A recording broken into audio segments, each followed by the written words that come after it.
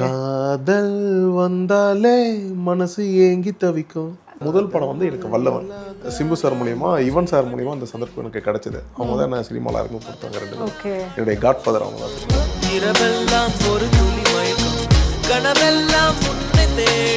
நான் ஃபர்ஸ்ட் வந்து கோவாவில் இதுவரை இல்லாத உணர்வு பாட்டு எழுத வேண்டிய சூழ்நிலை உருவாச்சு. நீங்க ஒரு வருஷன் எழுதினீங்களா? நான் வருஷன் எழுதினேன். எனக்கு சும்மா ஒரு கியூரியாசிட்டி கேட்குறேன், என்ன வார்த்தை போட்டிருந்தீங்க? நெஞ்சம் அது சொல்லுகின்ற கனவு, காதல் என்றால் உன்னுடைய உணர்வு, நெஞ்சுக்குள்ளே உன்னை வச்சு நான் தவிச்சேன், இந்த வழிகளை எல்லாம் சொல்லிடத்தான் வார்த்தை இல்லை அப்படின்னு நான் எழுதியிருந்தேன். நான் அடுத்தது வந்து அலெக்ஸ் பண்ணேன், bad boys. Okay, Karthi sir எழுதுனேன். அது ஓ I'm a bad boy.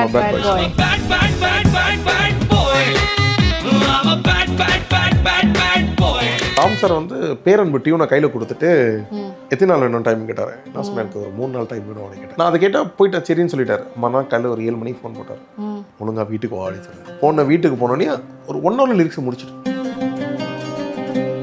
இப்போ விஜயனாக்கு வந்து நான் மாஸ்டர் படம் எழுதியிருக்கிறேன்.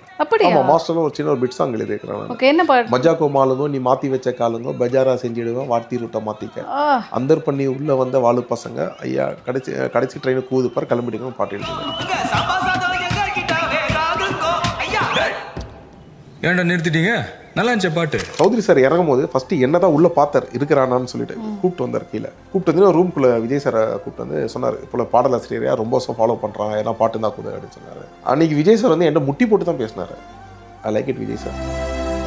ஸோ உங்களுடைய ரிலேஷன்ஷிப் வித் மிஸ்டர் விஷால் கிட்டத்தட்ட உங்களுக்கு வந்து ஒரு பிஆர்ஓவே மாறி அவர் வந்து உங்களுக்கு நிறைய விஷயங்கள் பண்ணிட்டு இருந்தார். இந்த மாதிரி எங்கே நடந்தாலும் உங்களை ஏதோ ஒரு இடத்துல வந்து பயன்படுத்திக்கிறார்ல, அதுக்கு பின்னாடி வந்து ஏதோ ஒரு பெரிய நட்பு ஸ்டார்ட் ஆயிருக்கும்ல, அது எங்கேருந்து தொடங்குச்சு?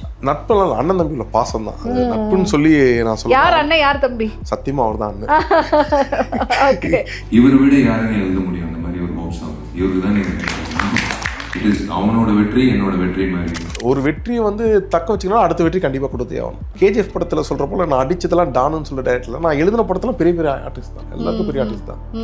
அப்படி இருந்தும் அந்த சந்தர்ப்பத்துக்காக நம்ம ஓடிட்டு தான் இருக்கோம். இங்கே சினிமாவில் என்னதான் வாய்ப்பு கிடைச்சாலும் இங்கே ஒரு மார்க்கெட்டிங் பிஸ்னஸ்னு ஒன்று இருக்குது. அது நமக்கு தெரியல. அது இப்போ தெரிஞ்சுக்கிற காலகட்டத்தில் வந்து அது நம்ம இப்போ தான் நம்ம சரியாக பயன்படுத்தும். அன்றைக்கி காலகட்டத்தில் சுத்தமாக தெரியாது. எனக்கு தெரிஞ்சு நான் சில பாடலாசிரியர்லாம் நான் ஒரு பெரிய மியூசிக் டைரக்டர் கேட்டேன், உங்களை பார்க்கவே எனக்கு 10 வருஷம் ஆச்சு, நான் எப்போ உங்களோட பாட்டு பண்ணணும்னு சொல்லிட்டேன். யாரு? ரஹ்மான் சார். என்ன சொன்னார் பதில்? இந்த பாதை வந்து கண்ணதாசன் சார் பாதை தான். யதார்த்த மனிதனுக்கு அவன் சோகத்துக்கும் அவன் சந்தோஷத்துக்கும் பாட்டு தான் என்னோட கலை. இதை மட்டும் தான் நான் செஞ்சுட்டு இருக்கேன். Welcome to cinema express. இன்றைக்கி என் கூட ஸ்டுடியோவில் லிரிசிஸ்ட் கருணாகரன் ஜாயின் பண்ணியிருக்காரு. நிறைய விஷயங்கள் அவர்கிட்ட நம்ம பேச போகிறோம். வணக்கம். வணக்கம். வணக்கம். நல்லா இருக்கீங்களா? குட். Okay, right. ஸோ சமீபத்தில் வந்து உங்களுடைய பாட்டு மகுடம் படத்துலேருந்து கலங்காதே அப்படிங்கிற ஒரு பாட்டு வந்து பார்த்திங்கன்னா பட்டி தொட்டி எல்லாம் வந்து பயங்கர ஒரு வைரலாக போயிட்டு இருக்கு. ஸோ அதற்கு பின்னாடி யார் இருக்கார் அப்படின்னு பார்த்தப்ப லிரிசிஸ்ட் கருணாகரன் இருக்கிறாரு. அவரை பற்றி இன்னும் நிறைய விஷயங்கள் தெரிஞ்சுக்கணும் அப்படிங்கிற நோக்கத்தில் நம்ம ஸ்டார்ட்லேருந்து அப்படி போயிட்டு வந்துடலாமா? ஸோ யார் நீங்கள், எப்படி வந்து இந்த ஃபீல்டுக்குள்ளே வந்தீங்க? நான் வந்து சினிமாவுக்குள்ளே வரணும்னு என்னோடய ஆர்வம் வந்து கண்ணதாசன் சார் தான். அவரை பார்த்து அவர் பாட்டை கேட்டு அப்படி வளர்ந்த ஆள் தான் நான். ராஜா சார், இவங்க 2 பேரும் தான் என்னுடைய மானசீக குருநாதர்கள். முக்கியமானவர் கண்ணதாசன். அந்த ஈர்ப்பு தான் எனக்கு வந்து சினிமா துறைக்குள்ளே வரணும் ஒரு ஆர்வத்தை கொண்டு வந்துச்சு. எனக்கு 8வது நான் படிக்கும் போதுலேருந்து அந்த காலம், ஏன்னா நான் வந்து லாஸ்ட் பெஞ்ச் ஸ்டூடெண்ட்ஸ் தான், ஃபஸ்ட் பெஞ்சில் லாஸ்ட் பெஞ்ச். வெறும் தமிழில் மட்டும் தான் பாஸ் ஆகிட்டு இருப்பேன். அப்படிப்பட்ட கேரக்டர் தான் நான். அப்படிப்பட்ட கேரக்டர் மட்டுமே ஒருத்தவங்க பாஸ் ஆகுறாங்கன்னா தனி சிறப்பு இருக்குன்னு அர்த்தம். கரெக்டாக? கண்டிப்பாக உண்மை. அந்த ஒரு விஷயம் தான் எனக்கு வந்து ஈடுபாடு சினிமா மேலே வரணும். சின்னதுலேருந்தே ஒரு ஆசை தான். அது வந்து நான் வந்து 2000 ட்ரை பண்ண ஆரம்பித்தேன். அப்போ நான் வந்து வேறு ஒரு பிஸ்னஸ் பண்ணிட்டு இருந்தாலும் வாரத்துக்கு ஒரு தடவை சினி ஃபீல்டுக்குள்ளே வந்துட்டு அப்படியே எனக்கு எந்த கம்பெனியும் தெரியாது. ஒரு ஆஃபீஸ் நம்ம ஒரு புக்ஸ் அப்போ வைப்பாங்க, அந்த சினிமா டைரிக்குள்ளே புக் இருக்கும், அதை பார்த்துட்டு ஆமாம் டைரக்டரி புக் வைப்பாங்க, அதை பார்த்துட்டு நான் போய் அந்த ஆஃபீஸில் போய் நின்று கேட்டு வந்துடுவேன். திருப்பி 1 மாதம் கழிச்சு போவேன். அப்படி எனக்கு ஆரம்பத்தில் தெரியாது. அப்போ நான் 2004 கண்டினியூவாக சினிமா தான் நம்ம வாழ்க்கை, இதை நோக்கி தான் நம்ம பயணிக்கணும்னு சொல்லிட்டு சினிமாக்குள்ளே வந்து அப்படியே ஒரு பயணம் தான். முதல் படம் வந்து எனக்கு வல்லவன். சிம்பு சார் மூலியமா, யுவன் சார் மூலியமா அந்த சந்தர்ப்பம் எனக்கு கிடைச்சது. அவங்க தான் என்ன சினிமாவில் அறிமுகப்படுத்துறாங்க. 2 பேரும் என்னுடைய காட் ஃபாதர் அவங்க தான். சினிமா முதல் பாட்டை நீங்கள் லிரிக் எழுதுறது தான் அந்த என்ன பாட்டு நம்ம மக்கள் தெரியப்படுத்துறதுக்கு? காதல் வந்தாலே மனசு ஏங்கி தவிக்கும். குட்டி பிட்டு கரெக்டா? காதல் இல்லாத ஜீவன் எங்க. ரீமாசனுக்கும் அவங்களுக்குமான அந்த லவ் போர்ஷன் டைம்ல ஒரு குட்டியான ஒரு இது கரெக்டா? ஆமா. அந்த பிட் என்னன்னா, சிம்பு சார் வந்து ஃபர்ஸ்ட் ஃபாலோ பண்ணி அப்ரோச் பண்ணி கேட்டிருந்தேன். அது சினிமாக்குள்ளே வருது வந்து கண்ணதாசன் சார் சிலையை பார்த்துட்டு சிம்பு சார் வீட்டுக்கு போகலாமா யுவன் சார் வீட்டுக்கு போகலாமான்னு ஒரே திராஸ் தான். யுவன் சார் வீட்டுக்கு தான் வந்துச்சு. அது நேராக யுவன் சார் வீட்டில் போய் ஃபாலோ பண்ணிவிட்டு 2வது மீட்டிங்கே யுவன் சார் மீட் பண்ணிட்டேன். அதுக்கு வந்து அங்கே இருந்த ஒரு செக்யூரிட்டியான வாட்ச்மேன் நடந்த ஒரு காரணம் அவர் தான் வந்து எனக்கு ஃபுல் சப்போர்ட் பண்ணார். அவர் என்ன சொன்னார்னா போயிட்டு நாளைக்கு வா அப்படின்னு சொன்னார். நாளைக்கு காலையில் 10:30 மணிக்கு வந்து நில்லுங்கன்னு சொன்னார். வந்து கரெக்டாக நின்றேன். 2வது நாளே யுவன் சார் கிட்ட அவர் சொன்ன விஷயம்னா ரொம்ப நாளாக இருந்த தம்பி வந்துட்டு இருக்கிறாரு அப்படின்னு சொல்லி அந்த ஒரு வார்த்தை சொன்னார். யுவன் சார் அப்படியா அப்படின்னு சொல்லிட்டு கூப்பிட்டு நாளைக்கு கலசாக்குவாங்க அப்படின்னு சொல்லி அட்ரஸ் கொடுத்து அனுப்பிச்சார். அப்புறமா அந்த அண்ணனை நான் பார்க்க கூட இல்லை. இப்போ மீட் பண்ண முடியல. ஆமாம், இப்போயும் அந்த அண்ணன் நான் மீட் பண்ண முடியல, எங்கே இருக்கிறார் கூட தெரியல. அதுக்கு நடுவில் ஒரு தாட்டி அதுக்கு தாண்டி ஒரு 10 நாள் கழிச்சு நான் போகும்போது அப்போ இருந்தார். டியூட்டி முடிச்சுட்டு போயிட்டு இருக்கிறார். நான் கூப்பிட்றேன் அப்படின்னு சொல்லிட்டு போனதா.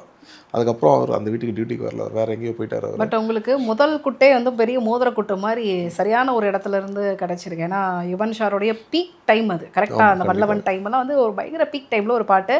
அதுவும் இப்போ வரைக்கும் ஞாபகம் வச்சு நம்ம எல்லாரும் இது பண்ணுற மாதிரி ஒரு பாட்டு.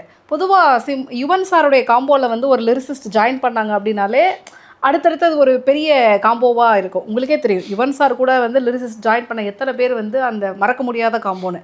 எனக்கு அதில் ஃபஸ்ட்டு வர்றது நா. முத்துக்குமார் அந்த காம்போ. ஸோ அப்போ நீங்களும் வந்து உங்களுக்கும் நிறைய வாய்ப்புகள் கிடச்சிருக்குமே, அடுத்தடுத்து என்ன பண்ணீங்க?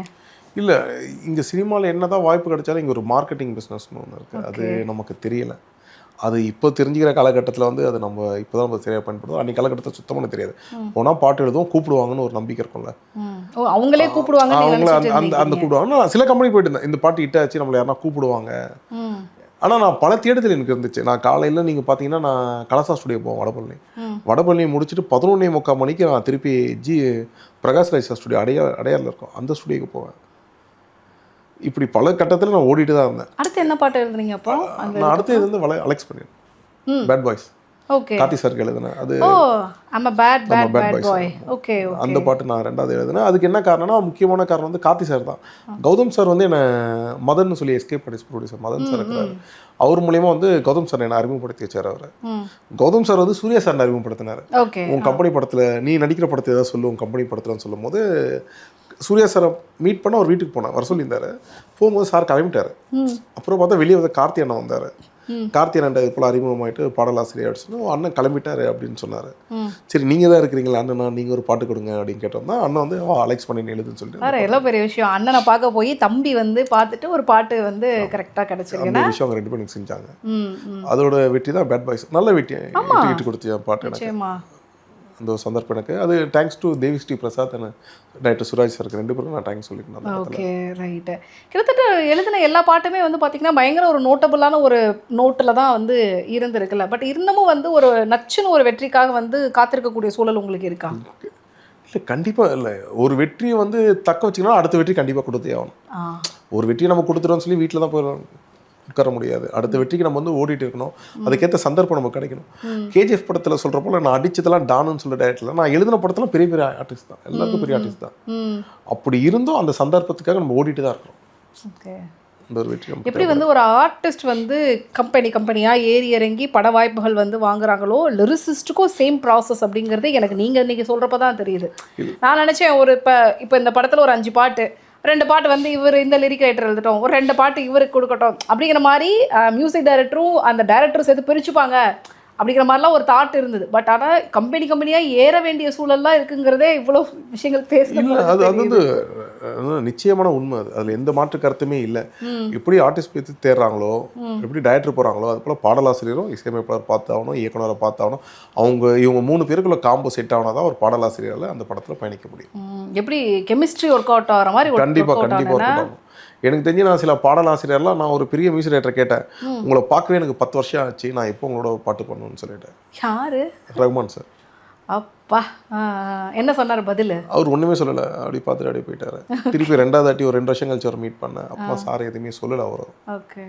நானும் சில பேருக்கு வந்து இண்டஸ்ட்ரியில் ஒரு பக்கம் ஹெல்த் சைனா பார்த்தாலும் இதை அக்செப்ட் பண்ணிக்க தான் ஆகணுங்கிற மாதிரி ஆஸ்தான ஆட்கள்னு சொல்லுவாங்கல்ல, அந்த மாதிரி ஒரு பெரிய காம்போவில் ஒர்க் அவுட் பண்ணுவாங்க. அந்த ஜோன்ல இருந்து மீறி வெளியில் பிரேக் பண்ணவே மாட்டாங்க. இல்லை ராஜா சார் ஒரு இன்டர்வியூ சொல்லியிருப்பாரு, யார் யாருக்கு கம்ஃபர்டபுளாக இருக்கோ அவங்களோட ஒர்க் பண்ணுறாங்க, நீங்கள் ஏன் போய் அவங்களுக்கு டிஸ்டர்ப் பண்ணுறீங்கன்னு சொல்லி விஷயம். அதை நான் ஐயா கிட்ட தான் கற்றுக்கிட்டேன், அதை நான் அப்படியே ஃபாலோ பண்ணுறேன். சரி அவங்களுக்கு நம்மளுக்கு விருப்பம் இல்லை போல அப்படின்னு நினச்சிட்டு நான் வேறு ட்ராவல்லாம் பண்ணிட்டேன். உங்களோட நீங்கள் ஒர்க் பண்ண டேரக்டர்ஸ் லிஸ்ட்டு வந்து பார்த்தீங்கன்னா பயங்கர பெருசாக இருக்குதே, ஸோ அதெல்லாம் கொஞ்சம் சொல்லுங்கள். First VP sir, Venkat Prabhu. ஆமாம் வெங்கட் ஓகே, பிரபு என்ன படம்? சென்னை பார்ட் 2. நான் வந்து அவர் சென்னை பார்ட் 1க்கு போயிருந்தேன். ஏன்னா யுவன் சார் தான் சொன்னார், விபின்னு ஒருத்தர் படம் பண்ணுறாரு, என் ரிலேட்டிவ் தான் வெங்கட் பிரபு, போய் பாருன்னு சொல்லியிருந்தாரு. சரி. ஆனால் முழுக்க என் ஃபோக்கஸ் வந்து சிம்பு சார் கிட்ட இருந்துச்சு. விபி சார் வந்து மாதத்துக்கு ஒரு தடி பார்த்தோன்னா சிம்பு சார் வந்து தினமும் பார்ப்போம், போயிட்டார் தினமும் பார்த்து கேட்டுமோ அந்த ஜானியாச்சு. அப்போ பார்ட் 2ல் தான் நான் எழுதினேன். குறைஞ்சபட்சம் ஒரு 10 வருஷம் ட்ராவலிங். என்ன பாட்டு எழுதுனீங்க? வரேன் சொல்லு தள்ளி நில்லு மச்சி இது நம்ம பிச்சு கிழிச்சி இடெல்லாம் ஓப்பனிங் சாங். நான் ஃபர்ஸ்ட் வந்து கோவாவில் அந்த பாட்டு எழுத வேண்டிய சூழ்நிலை உருவாச்சு. இதுவரை இல்லாத உணர்வு பாட்டு எழுத வேண்டிய சூழ்நிலை உருவாச்சு. அந்த பாட்டு என்னாச்சுன்னா, ஒரு சினிமாவில் உங்களுக்கு விஷயம் தெரியல, ஒரு 2 பேர் எழுதுவாங்க. அந்த டைமில் பார்த்தா கங்கைமரன் அப்பா எழுதியிருந்தார். அவர் அமர் அப்பா எழுதிக்கும் போது அவருக்கு அந்த பாட்டு பிடிச்சி எழுதிச்சு, அதை யூஸ் பண்ணாங்க. நீங்கள் ஒரு வருஷன் எழுதிருந்தீங்களா? நான் ஒரு வருஷன் எழுதியிருந்தேன். எனக்கு சும்மா ஒரு கியூரியாசிட்டி கேட்குறேன், என்ன வார்த்தை போட்டிருந்தீங்க சும்மா தெரிஞ்சுக்கலாம். ஏன்னா அது வந்து ஒரிஜினல் இதுவரை இல்லாத உணர்வு, இது இதயத்தில் ஒன்றாக இது. நீங்கள் என்ன? நான் என்னன்னா, நெஞ்சம் என்று அது நெஞ்சம் அது சொல்லுகின்ற கனவு, காதல் என்றால் உன்னுடைய உணர்வு, நெஞ்சுக்குள்ளே உன்னை வச்சு நான் தவிச்சேன், என்ன சொல்லி என்கிட்டத்தான் ஒன்ன கண்டுபிடிச்ச, அடி நித்தம் நான் தவிச்சேன், இந்த வழிகளை எல்லாம் சொல்லிடத்தான் வார்த்தை இல்லை அப்படின்னு நான் எழுதியிருந்தேன். ரொம்ப ஜனரஞ்சகமான வார்த்தையா இருக்கு. அதாவது ஒரு கவிதை துவமா போகாம யதார்த்தமா மாதிரியான ஒரு வார்த்தை. இந்த வருஷம் கூட நல்லா இருக்கு. அது அப்போ எழுதி கொடுத்திருந்தேன். ஆனா அதுக்கப்புறம் விபி அண்ணா வந்து கன்ஃபார்மா சொல்லியிருந்தாரு, நீ தான் எழுதுற அப்படின்னு சொல்லியிருந்தாரு. அப்போ அது வந்து பார்ட் 2ல இருந்து எங்களுக்கு கன்ஃபார்ம் ஆச்சு. ஓகே, பார்ட் 2ல இருந்து ஓப்பனிங் சாங் எழுத காலகட்டத்தை எனக்கு கொடுத்தாரு. ஓகே, இப்போ எனக்கு இன்னொரு கேள்வி இருக்குது. இப்போ பொதுவாக லிரிக் ரைட்டர்ஸும் டைரக்டர்ஸ் அப்புறம் மியூசிக் டைரக்டர் 3 பேர் தான் ஒரு இடத்துல வந்து சிச்சுவேஷனில் உட்காருவாங்க. சில பேர் வந்து எழுதுறதுக்கு கம்போசிங் செஷன் வந்து பார்த்திங்கன்னா ஏதாவது தனியாக வெளிநாட்டு கூட போய் கம்போஸ் பண்ணுவாங்க, லிரிக் ரைட்டரையும் கூட கூட்டிகிட்டு போய் எழுதிட்டு வருவாங்க. சில பேர் ஸ்டுடியோவிலே வந்து முடிச்சிடுவாங்க. இமான் சார்லாம் எனக்கு தெரிஞ்சு இது வரைக்கும் எந்த பாட்டுக்கும் அவுட்டோர் போனதே கிடையாது, உள்ள ஸ்டுடியோவிலே வச்சு எல்லாத்தையும் பண்ணிடுவார். அந்த விருகம்பாக்கத்தில் இருக்க ஸ்டுடியோவிலே. உங்களுடைய இதில் வெங்கட் பிரபு கூட ஒர்க் பண்ணிங்கல்ல, உங்களுடைய ஒர்க்கிங் ஸ்டைல் எப்படி இருக்கும்? விபி சார் வந்து ஒரு நாள் வந்து நான் விபி சாரை பார்க்கலாம்னு சொல்லி முடிவு பண்ணிட்டேன். ஆனால் என் ஃபஸ்ட்டு பாட்டு வந்து கஸ்டடிக்கு வந்து எழுதி முடிச்சாச்சு. சென்னையில் எழுதி முடிச்சு ஃபஸ்ட்டு எத்தனையும் பாட்டு ஷூட் பண்ணியாச்சு. ஃபஸ்ட்டு ஓப்பனிங் சாங் நான் தான் எழுதேன் கஸ்டடி. அங்கே போய் தெலுங்குல தான் படத்தை டப் பண்ணாங்க. நாங்கள் செய்தினா சார் பண்ணும்போது அந்த படத்தை ஃபுல்லாக முடிஞ்சிடுச்சு. இன்னும் அங்கேருந்து பதில் வரல எனக்கு. நான் என்ன பண்ணேன், இங்கே ஃப்ளைட் டிக்கெட் போட்டு நான் ஹைதராபாத் போயிட்டேன். நான் ஹைதராபாத்தில் போய் இறங்கும் போது அங்கேருந்து அசிஸ்டண்ட் பிரின்ஸ்னு ஒருத்தர் இருக்கிறாரு. அவர் ஃபோன் பண்ணுறாரு, நைட்டு நீங்கள் கிளம்பணும் சார், உங்களை ஹைதராபாத் சொன்னேன். நான் சொன்னேன், ஃபோனு நான் ஹைதராபாத்தில் தான் இருக்கிறேன் அப்படின்னு சொன்னோம். சார் என்ன கேட்டார், எப்படா வந்து அப்படி கேட்டார். இல்லை சார் நான் காலையிலே வந்துட்டு அவங்கள பார்க்க அப்படி சொன்னேன். சரி பிரின்ஸ் வந்து ஒரு கரெக்ஷன் ஒன்று இருக்குது, என்னன்னா தமிழில் நம்ம எழுதுனது வந்து இங்கே செட் ஆகலை, தெலுங்குல ஷூட் பண்ணிட்டோம், அதுக்கேற்ற போல எனக்கு எழுதி கொடுன்னு சொல்லி லிரிக் மட்டும் மாற்ற. ஆமாம், லிரிக்ஸ் மட்டும் மாற்ற 10 நாள் வச்சுருந்தேன். அப்பா 10 நாள் இல்லை 10 நாள் என்னன்னா எனக்கு ஃப்ரீனஸ் கொடுத்தாருன்னா சொன்னார்னா, நீ வா எழுது, ஓகேவா, நான் வந்து பார்ப்பேன், நீ அந்த டைமில் என்ன வேணா பண்ணிக்க, எந்த கம்பெனி வேணா போய் எங்கே வேணா பாரு, ஜாலியாக சுற்றுன்னு சொல்லி ஒரு கார் கொடுத்தாரு. டெய்லியும் போய் people media, Mythri movie makers எல்லாம் எனக்கு தெரிஞ்ச பெரிய கம்பெனி, எனக்கு தெரிஞ்ச நண்பர்கள் வட்டாரம், நான் இங்கேருந்து ஒரு சில நண்பர்கள் வட்டாரம் அங்கே உருவாக்கி வச்சிருக்கேன். அவங்க போய் பார்க்குறது டெய்லி. யூவி கிரியேஷன்ஸு அப்படி ராணா சார் அப்போ பார்க்க மீட் பண்ணேன். அப்போ என்னோட சைலன்ஸ் படத்துடைய டைரக்டர் ஹேமந்த் மதுக்கார், அவர் பார்க்க ட்ரை பண்ணேன். இப்படி பல பேர் அங்கே பார்த்தேன். ஃபர்ஸ்ட் நாளே பாட்டு ஓகே ஆயிடுச்சு. அது விபி சார் வந்து அவ்வளோ ஜாலியான டைப். எனக்கு என்னை பொறுத்த வரைக்கும் அவ்வளோ சந்தோஷமான வச்சுப்பாரு எப்பயுமே. ஓகே ரைட், நல்ல ஒரு வைப் உங்க 2 பேரும். நல்ல வைப். அதுக்கப்புறம் வேற எந்த டைரக்டர்ஸ் கூட உங்களுக்கு நெருக்கமான ஒரு இது? மிஸ்டர் எக்ஸ், மனு ஆனந்த், எல்லா டைரக்டரோட நல்ல ஒர்க் தான். அது ஒர்க் பண்ணும்போது அவ்வளோ ஜாலியாக இருப்பாங்க. மிஸ்டர் எக்ஸ் டைரக்டர் மனு ஆனந்த், அவருக்கு எஃப்ஐஆர்னு படம் எழுதுனேன். Seenu Ramasamy sir, Ram sir. சீனு ராமசாமி சாருக்கு என்ன படம், என்ன பாட்டு? மாமனிதன். மாமனிதன்ல என்ன பாட்டு? என்ன நடக்குது சாமி ஒன்றும் புரியல சாமி, அந்த பாட்டு ஃபர்ஸ்ட் டைம் என்னன்னா ராஜா சார் மியூசிக். என்னுடைய கனவு லட்சியத்தில் மிகப்பெரிய லட்சியம் நிறைவேறிச்சு. பெரிய மைல்கல். ஆமாம், ராஜா சாருக்கு எழுதியாச்சு, தேசிய அவார்டு கிடச்சிச்சு, அவ்வளோதான். அது எப்படி அந்த ஸ்டைல்? ஏன்னா சில பேர் கம்போசர் பக்கத்துலேயே வந்து லிரிக் ரைட்டரை வச்சுட்டு எழுதுவாங்க, சில பேர் வந்து எழுதி கொடுத்ததுக்கு டியூன் போடுவாங்க, சில பேர் டியூனை கொடுத்துட்டு லிரிக்ஸ் கேட்பாங்க. ராஜா சாருக்கு எழுதுனப்ப என்ன மாதிரியான சூழல் நடந்தது? இல்லை ராஜா சார்னா யுவன் சார் வந்து நைட்டு ஃபோன் போட்டார். நான் ஜிம்மில் இருந்தேன் அப்போ, பார்க்க மிஸ் பண்ணிட்டாது. நான் திருப்பி பார்த்தா அண்ணனோட ஃபோன் மிஸ் கால் இருந்துச்சு. திருப்பி அண்ணனுக்கு ஃபோன் அடித்தா அண்ணா இது போல் தான், அண்ணன் எடுக்கல. அப்புறமா வாய்ஸ் நோட் போட்டேன், அண்ணா இது போல் கொஞ்சம் ஜிம்மில் இருந்தேன். நான் சொன்னேன், அண்ணன் வந்து இல்லை நான் உனக்கு டியூன் ஒன்று அனுப்புகிறேன், நீ அதை பார்த்து உடனே எழுது அப்படின்னு சொல்லி எழுதான் மாமனிதன் படத்தில் பாட்டு. நான் எதுக்காக எல்லா பாட்டையும் எனக்கு தெரிஞ்சாலும், ஏன்னா நான் ரெஃபரன்ஸ் எல்லாம் எடுத்துட்டேன், பட் நீங்கள் ஏது சொல்லணும்னு நினச்சேன்னா அது நீங்கள் சொல்கிறப்ப தான் அதோடைய, ஏன்னா நீங்கள் பாட்டாவே பாடிட்டியா அப்படிங்கிற மாதிரி நீங்கள் சொல்கிறீங்கல்ல, வாயாலே கேட்குறேன். ராஜாப்பா பாட்டு வந்து நம்ம சொல்ல முடியாது. எனக்கு என்னுடைய மிகப்பெரிய கனவு அது, அவருக்கு எழுதணும்னு சொல்லி ஒரு மிகப்பெரிய கனவு. அதாவது பார்க்க மாட்டோமே ஒரு கனவு இல்லை. நான் சின்ன வயசுல வந்து அரண்மனை கிளி பாட்டு நான் கேட்டுருக்கேன், ராசா மனசுல பாட்டு கேட்டு, அந்த படத்துல வந்து சோழ பசுங்கிலேயே சொந்தம் உள்ள அந்த பாட்டை கேட்டு எனக்கு ஒரு ஃபீல் வந்துச்சுல, அப்பா கேள்வி தான் இந்த பாட்டு தான் எழுதணும், வேற இது போல ஃபீல் பாட்டு தான் நம்ம எழுதணும், வேறு எந்த பாட்டு கிடைக்கல. ஃபஸ்ட்டு ஒரு ஃபீல் சாங்காக அவருக்கு எழுதணும். அது ஃபஸ்ட்டு வந்து நம்மளுடைய மன திருப்திக்காக ஒரு ஒர்க்கு பண்ணுவோம்ல, அந்த ஒர்க்கு தான் எனக்கு சினிமாவில். நான் நீ என்ன பண்ணேன்னா நான் ஒரே விஷயம் சொல்லுவேன், நான் ராஜா சாருக்கு பாட்டு எழுதியிருக்கிறேன், அவ்வளோதான். என்னோட சினிமா ராஜா சாருக்கு நான் பாட்டு எழுதியிருக்கிறேன். அந்த ஒரு சந்தோஷமே எனக்கு மிகப்பெரிய. நீங்கள் சொன்னதுனால எனக்கு இது தோணுது. பொதுவாக வந்து எல்லாம் ரொமான்டிக்கல் நம்பர்ஸ் வந்து ராஜா சாரோட இதில் வந்து நோட் பண்ணி இதெல்லாத்தையும் வந்து சொல்லுவாங்க. பட் அவரோட பேத்தோஸ் எடுத்தோன்னா அந்த லிரிக்ஸ் கொடுக்கக்கூடிய தாக்கம் வந்து ரொம்ப ஜாஸ்தி. அது இப்போ வரைக்கும் ஏதோ ஒன்று இன்னைக்கு இருக்கக்கூடிய சூழலுக்கு கூட வந்து நமக்கு அப்படியே உட்காரும், செட் ஆகும்.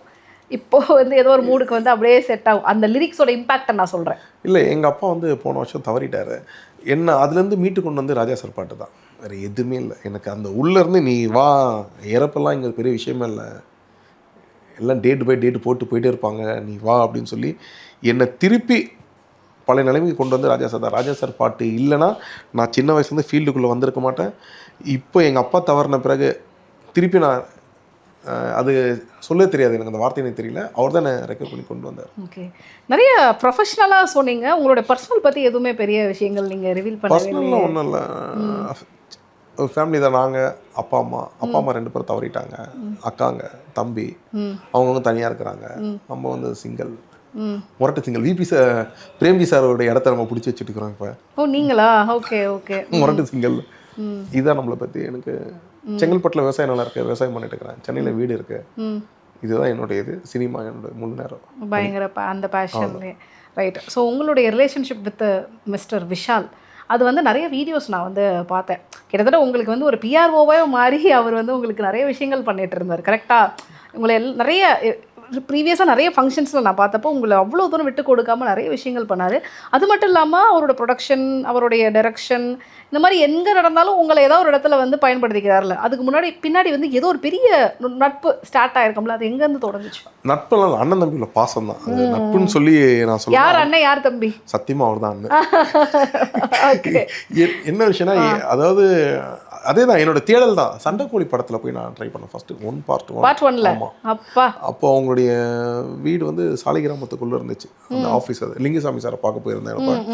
அப்போ விஷால் அண்ணன் வெளியே போனார், அவ்வளோதான் ஃபஸ்ட்டு மீட்டிங். அதுதான் என்னன்னு கேட்டார், சார் இது போல் பாட்டு எழுத வந்துருக்கேன், டைரக்டர் மேலே ஃபஸ்ட் ஃப்ளோர் போங்க அப்படின்னு சொல்லிட்டு போயிட்டார். அந்த ஒரு மீட்டிங் தான் அவர். அதுக்கப்புறம் விஷால் அண்ணன் கிட்ட ஃபுல்லாக டைரக்டர் தான் ஃபாலோ பண்ணோம். அப்புறமா சத்தியம் படம் பண்ணாங்க, அந்த படத்தை டைரக்டர் ஃபாலோ பண்ணியிருந்தேன். அவர் என்னென்ன படம் பண்ணுறோம் ஃபாலோ பண்ணோம், ஆனால் அண்ணன் கிட்ட நான் போந்தே இல்லை. எனக்கு என்னென்னா டைரக்டர் தான் முடிவு பண்ணுவாங்க. ஏன்னா இப்போ கார்த்தி அண்ணன் முடிவு பண்ணிட்டாரு, சிம்பு சார் யுவன் சார் முடிவு பண்ணிட்டாரு. அதுக்கப்புறம் நான் பல ஹீரோக்களை ஃபாலோ பண்ணும்போது இப்போ டைரக்டர் பாருங்கன்னு சொல்லுவாங்க. அப்படி டைரக்டரை பார்க்கும்போது இந்த ஒரு விஷயம் தான் போயிட்டு இருந்துச்சு. அது ஒரு ரொம்ப காலம் தள்ளி போயிட்டு இருந்துச்சு. அதாவது அதை புரியறதுக்கே உங்களுக்கு டைம் ஆயிடுச்சு. அது என்னடா தள்ளி போயிட்டா, இரும்பு திரை பண்ணும்போது தான் போய் அண்ணனை போய் பார்த்தேன். இது போல் அண்ணன் கேட்டாங்க, ஆமாம்ல அப்படின்னு சொல்லி பேசும்போது தான் அந்த வைப் எங்களுக்குள்ள செட் ஆச்சு. சக்கரா படத்துலேருந்து கண்டினியூஸாக எழுதுறீங்க. விஷால் அண்ணன் மனசில் இடம் பிடிச்சி கம்பெனி பாடலாசிரியர் ஆகிட்டேன். இது எப்படி இருக்கு கம்பெனி பாடலாசிரியர்? இல்லை, விஎஃப்எஃப் என்ன படம் தயாரித்தாலும் சரி, அண்ணன் நடித்தாலும் சரி, கண்டிப்பாக ஒரு பாட்டு இருக்கு. இப்போ மகுடத்திலேயே 3 பாட்டு எழுதிட்டேன் நான். கலங்காதே, இன்னொன்று வந்து 2 லவ் சாங், ஒரு லவ் சாங் ஒன்று, இன்னொன்று வந்து அஞ்சலி மேடம் தவறிடுவாங்க அந்த படத்தில், காட்டு லாஸ்ட் சீன், அதை சொல்லக்கூடாது, அந்த சீனில் ஒரு பாட்டு, ஒரு சோக பாடல் ஒன்று எழுதி. ஓகே, ஒரு பேத்தோஸ் ஒன்று எழுதியிருக்கோம். Okay, right. ஸோ பொதுவாக வந்து லிரிக் ரைட்டர்கிட்ட தான் அந்த கேள்வி கேட்கணும்னு நினைக்கிறேன். மியூசிக் டைரக்டர் எமோஷன்ஸை வந்து அதுக்குன்னு வேரியேஷன்ஸ் இருக்குது. சோகம், சந்தோஷம் அப்படிங்கிறதுக்கு நிறைய ராகங்களே வந்து அதை பிரித்து சொல்லிடும். பட் லிரிக் ரைட்டரை பொறுத்த வரைக்கும் அந்த வார்த்தை தான் வந்து மிகப்பெரிய முக்கியமான ஒன்று. ஏன்னா அதை நீங்கள் என்ன வார்த்தையை பொருத்தி போடுறீங்களோ அதுதான் வந்து அது சோகத்தை க்ரியேட்டே பண்ணும். நான் அதை ரொம்ப ஸ்ட்ராங்காக பிலீவ் பண்ணுறேன். ஸோ அப்படி இருக்கிறப்ப உங்களுக்கு எமோஷனல்ஸை வந்து நல்லா டிஃப்ரென்ஸ் பண்ணி ஒரு பாட்டுக்கு வந்து எழுதுறதுங்கிறது எவ்வளோ பெரிய சேலஞ்சாக இருக்கும்? இல்லை, அதுதான் வந்து எனக்கு ரொம்ப ஈஸியாக இருக்கும். இப்போ என்னுடைய பேரன்பு பார்த்தீங்கன்னா, செத்து பூச்சி மனசு செவிடாச்சி பூமி குருடாச்சி சாமின்னு சொல்லி லைன் வரும். அது எனக்கு ரொம்ப ஈஸியாக இருந்துச்சு. காக்கா குஞ்சு போல நானும் கரையாத நேரம் இல்லை, மரத்து கீழே நிற்கும் நீயும் நிமிந்து கூட பார்க்கவில்லை அப்படின்னு வரை. இது எல்லாமே என்ன நோக்கியே ஒரு கேள்வியாக போயிருக்கும். அந்த கேள்வி எனக்குள்ளேருந்து நான் எழுப்பின கேள்வி. எனக்கு அந்த பாடல் சந்தர்ப்பம் கிடைக்கும் போது அதை ஈஸியாக பயன்படுத்தி. அதனால வந்து வார்த்தைக்கு சில மியூசிக் ரைட்டர்லாம் வந்து சவுண்டுக்கு இம்பார்ட்டன்ட் கொடுப்பாங்க. அந்த சவுண்டோட சேர்ந்து என்னோட வார்த்தை பலமாக இருக்கும்னு நினைப்பேன். இப்போ யுவன் அண்ணா வந்து வார்த்தையை மட்டும் தான் ஒத்துப்பாரு. சவுண்ட் ஒரு என்கிட்ட சவுண்டுன்னு கேட்டதே இல்லை. வார்த்தை ஒழுங்காக இருக்கணும், கரெக்டாக இருக்கணும் அப்படின்னு சொல்லிட்டு போயிட்டு இருந்துருவார். மற்றபடி எதுவும் இல்லை. நானும் இப்போ நான் மாமனிதன் பண்ணும்போது கூட அண்ணன் காரில், நான் அவர் ஆஃபீஸ்லேருந்து வெளியே போகிறேன், திருப்பி அண்ணன் காரில் போகிறாரு. அப்போ இன்றைக்கி ஆஃபீஸில் யாருமே இல்லை, அண்ணன் உள்ளே போயிட்டார். உள்ளே போயிட்டு அண்ணன் என்ன பண்ணுறாரு, மெசேஜ் அனுப்புகிறாரு, இந்த லைன் எனக்கு மாற்று, இந்த லைனும் மாற்றுறேன். நான் ஆஃபீஸ்க்கு நான் அப்படியே ரிட்டர்ன் அப்படி உள்ளே வந்துட்டு நான் ஹாலில் பொடிகள் உட்காந்து அப்படியே நான் ஆரம்பிச்சேன். பாட்டு அங்கேயே ஓகே ஆயிடுச்சு. நானும் ஒரு நேரில் மீட் பண்ணல, அவரே என்ன ஒரே பில்டிங் உள்ள இருக்கிறோம். வெளியே வந்துல டே நீ போலியா அப்படின்னு கேட்டாரு. இல்லை நான் உங்க பின்னாடியே வந்துட்டேன் அப்படின்னு சொன்னேன். இது போல ஒரு காம்போ எங்களுக்குள்ள ஒரு ஒற்றுமை இருக்கு, வேவ் லென்த். அது ஒரு முக்கியமான பலம் எனக்கு. ஆமாம், இசையமைப்பாளர்கள் கூட அது பெரிய சிங்க் இருக்கணும், அப்போதான் வந்து அது ஜீனி கூடவும் இருக்கு. அவருக்கு என்னென்ன பாடல்கள்ல இருந்து உங்களுக்கு? ஃபர்ஸ்ட் படம் வந்து ஜெயில், அவர் ஹீரோவா நடிச்ச படம். அது வசந்த பாலன் சார் டைரக்ஷன். ரெண்டாவது படம் வந்து ருத்ரன், லாரன்ஸ் சார் ஹீரோ. அந்த பாட்டு. இப்போ மூணாவது இந்த படம் மகுடம்ல ஜாயின் பண்ணியிருக்கீங்க. ஜிவி எப்படி அவருடைய கம்போசிங் ஸ்டைல்? அவர் ரொம்ப கூல், ரொம்ப அப்படிதான். நான் ஜிவி சாரோட நேரடியாக கம்போஸ் உட்கார்ந்த சான்ஸ் எனக்கு இன்னும் கிடைக்கல. டியூன் வந்துடும் எழுதிடுவேன். டைரக்டர் தான், மோஸ்ட்லி டைரக்டர் தான். ஒன்று கதிரேசன் சார், இன்னொன்று வசந்த பாலன் சார், இன்னொன்று அண்ணன் விஷால் அண்ணா. இவங்களை டியூனை கொடுத்துருவாங்க. ஓகே, எனக்கு பொதுவாக ஒரு கேள்வி இருக்குது. அதுக்கு உங்ககிட்ட எனக்கு பதில் இருக்குமான்னு தெரியலை. பட் ஒரு காலத்தில் இந்த 80களில் 70களிலலாம் வந்து பார்த்தீங்கன்னா கம்போசரும் லிரிக் ரைட்டரும் பக்கத்துலேயே இருப்பாங்க.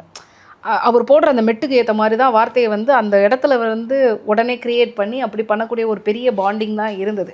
அது காலப்போக்கில் கொஞ்சம் கொஞ்சமாக குறைஞ்சி டியூன் அனுப்புறது, அதுக்கு லிரிக் கொடுக்குறது, லிரிக்கை வந்து கொடுக்கறதுக்கு இப்போ இந்த மாதிரி டியூன் மாற்றுறது அப்படிங்கிற மாதிரி மாறி போயிடுச்சு. இது அசல் லிரிசிஸ்டாக உங்களுடைய இது எப்படி இருக்குது பார்க்குறப்ப? இல்லை, இது வந்து காரணம்னா யாருமே மாறிலாம் போல, அவங்கவுங்க அதிகமான வேலை பளு தான். அந்த கால மாற்றத்தை தான் கேட்குறேன். இப்போ ஒரு பாடலாசிரியர், இப்போ ஒன்றும் இல்லை, நீங்கள் சந்தோஷ் நாராயணன் எடுத்துக்கும் பார்த்தீங்கன்னா ஒரு ஏர்போர்ட்டுக்கு பேக் சைடில் இருக்கிறாரு.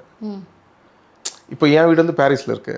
இப்போ நான் உடனே அவர் என்ன ஸ்டுடியோ கூப்பிட்டாரா, நான் போது கொஞ்சம் 3 மணி நேரம் ஆகும். சாப்பாடு கட்டி தான் 3. நம்ம பெங்களூர்ல இருக்கோம், 3 hour ஆகுது. மெட்ரோல ஏறனா 1 hourல நீங்க போயிரலாம். நீங்க இப்போ சொல்றீங்க மெட்ரோல, நீங்க டிராஃபிக் சொல்றேன். நான் டிராஃபிக் இந்த மினிமம் 1 hour 1.5 hour. இல்ல, நான் ஏன் இத சொல்றேன்னா நம்ம இன்டர்வியூ பாக்குறவங்க ஏதோ நம்ம ஏதோ பெரிய தனி ஸ்டேட்ல இருக்கோம்னு நினைச்சுக்க போறாங்க. இல்ல நான் வந்து சந்தோஷமே சொன்னேன் சார், உங்க வீட்டு கட்டினா சாப்பாடு கட்டி தான் சார் வரும். புரியுது. அவ்வளோ. இப்போ அந்த டைமிங்ல அவங்க என்ன பண்ணுவாங்க, சரி நம்ம வேற என்ன பண்ணலாம், சாங் டியூன் வந்து அவருக்கு அனுப்பலாம், அவர் எழுதுவாரு. அந்த மாதிரி அந்த ஒரு விஷயம் இருக்கு. வாட்ஸ்அப் சார் நீங்க எனக்கு வரும்போது ஒரு 10 ஆப்ஷனோட வாங்க. ஆப்ஷனும் கிடைக்கல. இப்போ நம்ம வீட்டில் போய் எழுதுனா, நம்ம எழுதி கொடுக்க ஸ்டுடியோவில் போய் எழுதுனா ஒரே விஷயம் மட்டும் தான் நம்ம எழுதி கொடுப்போம், மற்ற விஷயத்தை நம்ம எழுதி கொடுக்க மாட்டோம். இப்போ ஆப்ஷன் இருந்துச்சுன்னா நம்ம போகும்போதே 10 லைனை கொண்டு போவோம். அவங்களுக்கு அந்த டைம்லனா நமக்காக ஒரு 1/2 hour மட்டும் செலவு பண்ணுவாங்க. மற்ற டைம்ல நீங்கள் பார்த்தீங்கன்னா ஒரு நாள் ஃபுல்லாக நம்மளோட தான் இருக்க வேண்டிய சூழ்நிலை வரும். அது இப்போ குறைஞ்சிக்கிட்டு. அதுதான் கேட்குறேன், ஒரு ஃபீல் இருக்கான்னு கேட்குறேன். இருக்கு, தப்பா சொல்லலை. ஏன்னா சரி, நம்ம ஒரு காலத்தில் இப்போ ஜூம்ல இன்டர்வியூ எடுத்துட்டு போயிடுறாங்க, நேரில் வந்து எடுக்கணுங்கிறது அவசியம் கூட குறைஞ்சு போயிடுச்சு. அது சொல்கிறேன், வருத்தம் இருக்கான்னு கேட்குறேன். இல்லை, வருத்தம்லாம் ஒன்றும் இல்லை, காலத்தோட கட்டாயம் மாற்றம். ஆமாம், மாற்றம் அது ஒன்றும் பண்ண முடியாது. ஆனால் ராம் சார், நான் அதை நான் உணர்ந்திருக்கிறேன். ராம் சார் வந்து பேரன்பு டியூனை கையில் கொடுத்துட்டு எத்தனை நாள் வேணும் டைம் கேட்டார். நான் சொன்னேன் எனக்கு ஒரு 3 நாள் டைம் வேணும் அப்படின்னு கேட்டேன். ஏன்னா ராம் சாருக்கு நான் முத்துக்குமார் சார் இல்லாத காலகட்டம் அது. இப்போ ராம் சாருக்கு எப்படி வேணும்னு சொல்லி ஒரு பண்ணனா, நான் முத்துக்குமார் சார் என்னென்ன பண்ணாரோ அதை வச்சு தான் என்ன ஒரு எனக்கு கேட்ட உதாரணங்கள் என்னென்னு எடுக்க முடியும். நான் அதை கேட்டால் போயிட்டா சரின்னு சொல்லிட்டாரு. மறுநாள் காலையில் ஒரு 7 மணிக்கு ஃபோன் போட்டார், ஒழுங்கா வீட்டுக்கு வா அப்படின்னு சொன்னேன். என்ன சார் கேட்டேன், வா வீட்டுக்கு வா ஜாலியாக ஆடிக்கலாம் சொல்லிட்டு போன வீட்டுக்கு போனோடனே ஒரு 1 hour லிரிக்ஸ் முடிச்சிட்டோம். 1 hour தான். எனக்கு தெரிஞ்சு இவ்வளோ வேகமாக வேறு எங்கேயுமே நான் லிரிக்ஸ் எழுது. ஆனால் நான் ரொம்ப பயந்தேன், இவர் எப்படி கேட்பார் தெரியலையே. ஒரு மிகப்பெரிய ஆளுமையோட ஒர்க் பண்ணியிருக்கிறாரு, திருப்பி நம்மகிட்ட புதுசாக வராரு, நம்ம அவருக்கு சாத்தியப்படுவோமா, அவர் கேட்குறது எதிர்பார்ப்பு நம்ம பூர்த்தி செய்யுமான்னு ஒரு விஷயம் இருக்கு. ஆனால் அதை நான் பூர்த்தி செஞ்ச வரல. அவருக்கு ரொம்ப பிடிச்சிருந்துச்சு. எல்லாமே பெரிய பெரிய ஆட்கள் கூட தான் நீங்கள் ஒர்க் பண்ணியிருக்கிறீங்களே. இந்த ப்ரொஃபைல் பார்க்குறப்ப எவ்வளோ பெரிய விஷயங்கள் தெரியுது. மேபி நான் கூட ஒரு பக்கம் நினைப்பேன், நீங்கள் சரியாக உங்களை மார்க்கெட்டிங் பண்ணிக்கலையோ இல்லை அப்படிங்கிற இல்லை அது உண்மை விஷயம் தான். சரியா, எனக்கு அப்படி ஒரு சில சமயம் தோணுது. ஏன்னா நீங்கள் சொல்கிற ஒவ்வொரு பாட்டும் கடை முன்னாடி நிற்குது. இல்லை உண்மையான விஷயம் தான். நான் என்ன சரியாக மார்க்கெட்டிங் பண்ணிக்கல. இல்லை அதுக்குள்ளே நான் போகலை. ஃபஸ்ட்டு எனக்கு தெரியலை அது. நான் வந்து பழைய பேட்டர்ன்லேயே வந்து நம்ம இட்டு கொடுத்தா தேடுவாங்க. 80s கிட் மாதிரி பிஹேவ் பண்ணிட்டீங்களா? இல்லை 80s கிட் அவ்வளோலாம் இல்லை.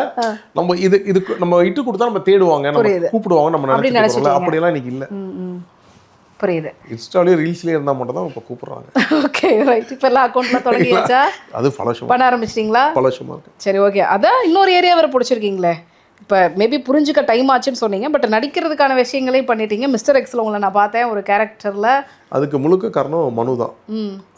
மனு வந்து என்னோடய ஃப்ரெண்டு, அதனால் போடா வடன்னு சொல்லிக்கலாம். என்னென்னா நாங்கள் வந்து கௌதம் மேனன் சார் வந்து அவர் வந்து உதவி இயக்குனராக இருந்தார். நான் வந்து அங்கே ஃபாலோ பண்ணுற ஒரு பாடலாசிரியர் வாய்ப்பு தேட்டிருந்தேன்.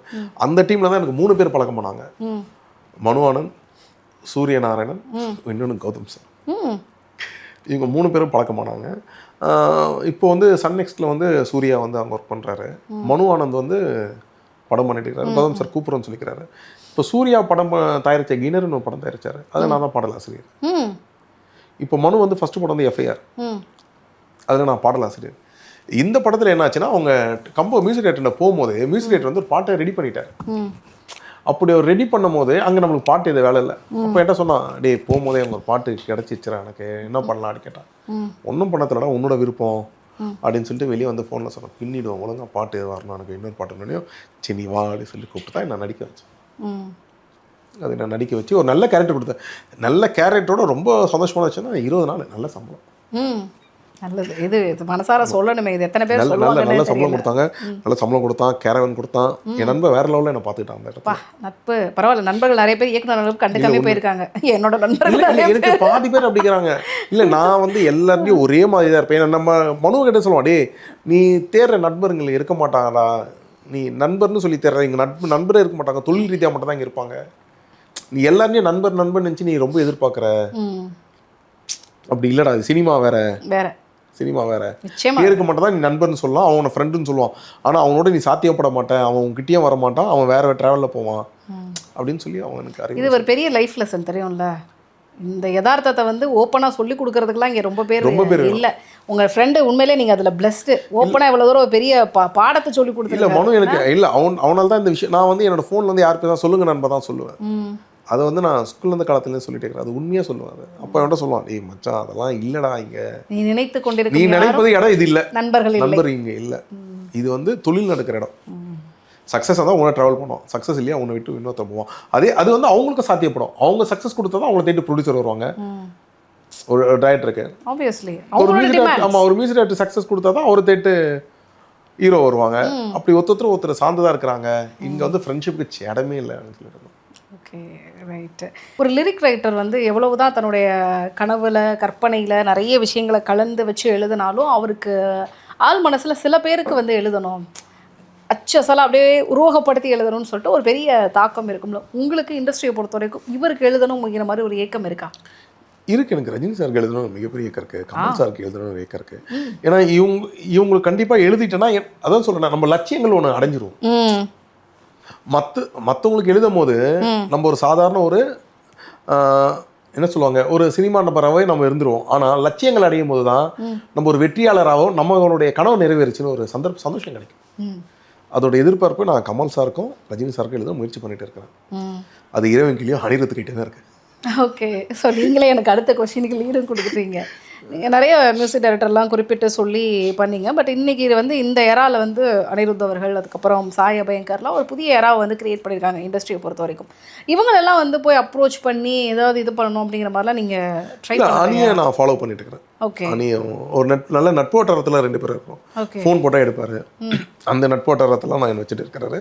ஆனால் என்கிட்ட சொல்லுவார் அவர், நான் ரெஃபர் பண்ணிட்டு தான் இருக்கிறேன், இன்னும் எனக்கு செட் ஆகலை, நான் வரும்போதே இயக்குநர்களை கொண்டு வந்துடுறாங்க, நான் என்ன பண்ண முடியும் அப்படின்னு சொல்லி கேட்பாரு. ஓகே. பதில் சொல்லியிருக்காரு. ஆமாம், அணி வந்து இப்போ ஃபோன் பண்ணோட பதில் சொல்லுவார். இதே விஷயம் சொல்லுவார், நான் ஃபாலோ பண்ணிட்டு தான் இருக்கேன் அப்படின்னு சொல்லுவார்.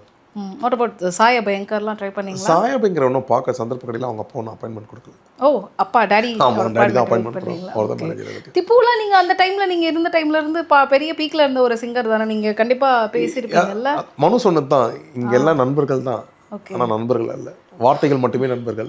Okay I got your point. அதனால வந்து நம்ம அதான் ராஜா சார் சொன்னது தான், யார் யாருக்கு யார் யார் கம்ஃபர்டபுளாக இருக்கிறோம் அவங்களோட ஒர்க் பண்ணிட்டோம், யாரையுமே போய் நம்ம கேட்க தேவையில்ல. இல்லை நான் ஏன் இதை கேட்குறேன்னா, நீங்கள் இன்னும் வந்து ஒரு பெரிய தாக்கத்துக்காக வெயிட் பண்ணிட்டு இருக்கேன்னு சொல்கிறீங்க. உங்களுடைய கனவுகள் பெருசாக இருக்குது. நீங்கள் ரஜினி சாருக்கு எழுதணும், கமல் சாருக்கு எழுதணுன்றீங்க. அப்போ அந்த அந்த இதில் இப்போ இருக்கிற அட்ட மொமெண்ட்டில் இருக்கக்கூடிய ஆட்கள் இவங்க 2 பேரும் தான். ஸோ அதனால தான் வந்து இது ஏன் நீங்கள் இது பண்ணலையாங்கிற மாதிரி நான் வந்து ஃபாலோ பண்ணதில் வந்து என்றைக்குமே மற்றவங்களோட ஒரு படி அதிகமாக தான் இருப்பேன். இப்போ நடக்க முடியறவங்க வந்து ஒரு 1 ஹவரில் வந்து ஒரு 4 கிலோமீட்டர் ஓடுறாங்கன்னா, நடக்க முடியாது நானும் ஒரு 6 மணி நேரத்தில் 8 கிலோமீட்டர் ஓட ட்ரை பண்ணுவேன். டைம் அதிகமாக எடுத்தாலும் அதிகமான அளவு கொடுப்பேன். அது போல் தான் நான் ஃபாலோ பண்ணதில் எப்பயுமே தயங்க மாட்டேன். சாயை பார்த்துன்னு தான் இருக்கிறேன். இந்த இன்டர்வியூ பார்த்தாருன்னா சாயை கூப்பிட்டு. Okay right. ஆனால் இப்போ பொதுவாக இன்னொரு கேள்வி வருது. இப்போ முதல்லலாம் வந்து வார்த்தை வந்து அவ்வளோ ஞாபகம் இருக்கும். ஒரு பாட்டை எடுத்தோன்னா இப்போ கூட எங்கேயாவது ஒரு இடத்துல போகிற வழியில் பாட்டு கேட்குறோம் அப்படின்னா, ஒரு 80s கிட்டோ ஒரு 90s கிட்டோ வந்து அந்த லிரிக்கை வந்து மனப்பாடமாக பாடுவாங்க. படித்த படிப்பு கூட அவ்வளோ தூரம் ஞாபகம் இருக்குமான்னு தெரியாது. பட் பாட்டு லிரிக் வந்து அப்படி ஞாபகத்தில் வந்து வரும். அது ஒரு 2000 அந்த டைமில் கூட ஒரு பீக்கில் தான் இருந்தது. பட் லாஸ்ட்டு 10 இயர்ஸை பொறுத்த வரைக்கும் அந்த இது கம்ப்ளீட்டாக மாறி போச்சு. எத்தனை பேருக்கு லிரிக் ஞாபகம் இருக்குது அப்படிங்கிறதுல கூட சேர்ந்து வேணால் நம்ம டியூனுக்கு ஏற்ற மாதிரி வைப் பண்ணலாம். ஸோ அந்த மாதிரியான சூழலில் லிரிக்ஸோடைய இம்பார்ட்டன்ஸ் வந்து பாட்டில் ரொம்பவே குறைஞ்சி போச்சு அப்படிங்கிறது ஒரு பொதுவான ஆதங்கமாக இருக்குது. இது என்ன நினைக்கிறீங்க? இல்லை, நானும் எங்கள் அக்காவும் சேர்ந்து சின்ன தம்பி படத்தை டுவேட் போடுவோம் வீட்டில். ஆனால் அடியெல்லாம் அவங்க எங்கள் அப்பா கத்துவார். காலையில் பாட்டு புக் வாங்கிட்டு ஃப்ரீயாக இருக்கும்போது நான் எஸ்பிபி சாரும் அவங்க வந்து சித்ராமா வாய்ஸும் பாடுவாங்க. சும்மா அன்னைக்கு காலகட்டம் நம்ம பாடிக்கிறோம்ல, இப்போது எல்லாமே ஓடிட்டு இருக்கிறோம். இப்போ நம்மளோட சின்ன இப்போ 2K கிட்ஸ் கேட்டால் அவங்க பாடுவாங்க. நம்ம ஏன் பாடலைன்னா, நம்ம அடுத்த கட்டத்துக்கு வந்துட்டோம். நம்ம பாட்டை மற்றவங்க கேட்கணும், நம்ம உழைச்சாதான் நமக்கு வாழ்க்கைன்னு சொல்லி ஓடுறோம். சின்ன பசங்களாக இருக்கும்போது அப்படி இல்லை, அவங்க ஃப்ரீயாக இருப்பாங்க. அதனால் நமக்கு அது வேறுபாடு அதிகமாக தெரியுது, நமக்கு தெரியுது. உங்களுக்கு அந்த பொதுவாக அந்த ஒரு இது இல்லையா, மாறிடுச்சு வார்த்தைகளோட பிரயோகம் எல்லாமே மாறிடுச்சு அப்படிங்கிற மாதிரிலாம்? இல்லை, அது இருக்கு. நல்ல கவிதைத்துவமான வரிகள்லாம் இன்னைக்கு நீங்கள் பார்க்குறீங்களா? பாதி இங்கிலீஷ் வேற இருக்குல்ல. இல்லை, என்னோட பேட் பைக்ஸ் அப்படி தானே இருக்கு. நான் ஒருத்தர் குற்றம் சாட்டும் போது என்னோட குற்றச்சாட்டு அப்படி இருக்கல. எனக்கு கௌதம் கேட்பாரு, நீ தமிழில் பாட்டு எழுது வந்து இங்கிலீஷ்ல எழுது வந்தியா ஓகே அப்படின்னு கேட்பாரு. கௌதம் சார் கேட்பாரு. Okay okay. சூரியநாராயணன் கேட்பான், என் ஃப்ரெண்டு கேட்பான், என்னடா இது இப்படி இருக்குன்னு கேட்பான். ஏன் அந்த ஒரு இது நிர்பந்தம் வந்தது? நிர்பந்தம் அது எழுத்து அப்படியே பேச்சு வழக்கு தானே அப்படியே பாட்டு. இப்போ ராம் சார் கேட்கும் போது அவர்ல போய் நம்ம ஆங்கில கலந்த வார்த்தையை எழுத மாட்டோம். அப்போ கேட்கக்கூடிய டைரக்டர்ஸை பொறுத்து. ஆமாம், டைரக்டர் பொறுத்தா இருக்கு. நம்ம என்னதான் எழுதினாலும் அப்டேட்டில் உள்ள வார்த்தையை போடுன்னு சொல்லுவாங்க. அப்டேட்டில் இருக்கிற வார்த்தைனா என்னன்னு எனக்கு தெரியணும். சும்மா ஒரு ஜெனரலாக எனக்கும் தெரியல. எனக்கு தெரியல தான் உங்களுக்கு. அதாவது ஒரே விஷயம்னா, இப்போ நான் வந்து ஒரு பாட்டு எழுதுறேன்னா என்கிட்ட வந்த ஒரு இயக்குனர் வந்து அந்த வார்த்தையை ஒத்துக்கவே மாட்டார். அதே பாட்டு அவர் எழுதுனாருன்னா மொக்கையாக இருந்தாலும் அந்த வார்த்தை சூப்பர்னு சொல்லுவார். அதை நான் ஏற்றுப்பேன். ஓகே, ஏற்றுக்கிட்டு தான் ஆகணும். ஏன்னா அது கட்டாயம் தாண்டி இயக்குனருக்கு பிடிக்கிறது தான் முக்கியம். நமக்கு பிடிக்கிறது முக்கியமே இல்லை. ஏன்னா அவர் தான் கேப்டன். அவருக்கு என்ன தேவைன்னு அவருக்கு தான் தெரியும். இந்த வார்த்தை கரெக்டாக இருக்கணும் அவர் தான் முடிவு பண்ணுவார். அது செல்வா சார் படத்தில் பார்த்தா நீங்கள் தெரியல. செல்வா சார் வந்து எனக்கு இதுதான் வேணும்னு சொல்லி நாமுத்துக்குமார் சார் கேட்டார்னா அதுதான் நாமுத்துக்குமார் தருவார். அதுதான் இன்னைக்கு இயல்பாக இருக்குது. சரி, நீங்கள் ஏதாவது புதுசாக வார்த்தைகள்லாம் வந்து பிரயோகப்படுத்திருக்கீங்களா உங்களுடைய பாட்டில்? ஏதாச்சும் குறிப்பிட்ட வார்த்தைகள்? ஒத்துக்க மாட்டாங்க. ஏன்னா நாமுத்துக்குமார் சார் வந்து நிறைய வார்த்தையை வந்து நம்ம புழக்கத்தில் இல்லாத பல வார்த்தைகளை வந்து எல்லாமே பழக்கத்தில் உள்ள வார்த்தை தான். அதை நம்ம மறந்துட்டோம். அந்த மாதிரி நீங்கள் எதாவது ஞாபகப்படுத்திருக்கீங்களா? கண்டிப்பாக. அதுக்கெல்லாம் நான் வரல. யதார்த்தமான வாழ்க்கை. என்னுடைய பாதை வந்து கண்ணதாசன் சார் பாதை தான். யதார்த்த மனிதனுக்கு அவன் சோகத்துக்கும் அவன் சந்தோஷத்துக்கும் பாட்டு தான் என்னோட கலை. இதை மட்டும் தான் நான் செஞ்சுட்டு இருக்கேன். Okay right. ஏன்னா இன்றைக்கெலாம் வந்து வைபு, மூடு, அப்புறம் நிறைய வார்த்தைகள்லாம் வச்சு தான் வந்து பாட்டுக்குள்ளே. இல்லை, இங்கே ஆங்கில வார்த்தைகள் அதிகமாக இருக்குது. அது போல் வார்த்தைகள் இதெல்லாம் இப்போ தமிழ்லேருந்து கிராமர்லேருந்து கொண்டு வரணும்னா, சங்க இலக்கியத்தை கொண்டு வரணும், அதுக்குள்ளேயே நான் போந்து இல்லை. அதுக்கேற்ற படங்களும் எனக்கு கிடைக்கல. ஓகே. கரிகாலன்னு ஒரு படம் ஒன்று விக்ரம் சார் வச்சு பூஜை போட்டுருந்தாங்க.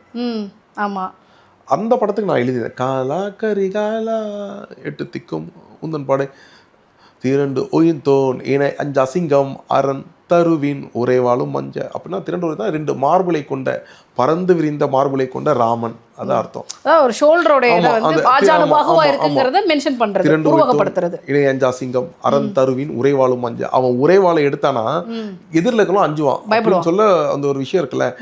எந்த இடத்துக்கு நம்ம தேவையோ அப்பதான் தர முடியும். நான் இதை போய் நார்மலா ஒரு ஓப்பனிங் சாங் தர முடியுமா? தர முடியாது. கரெக்ட் தான்.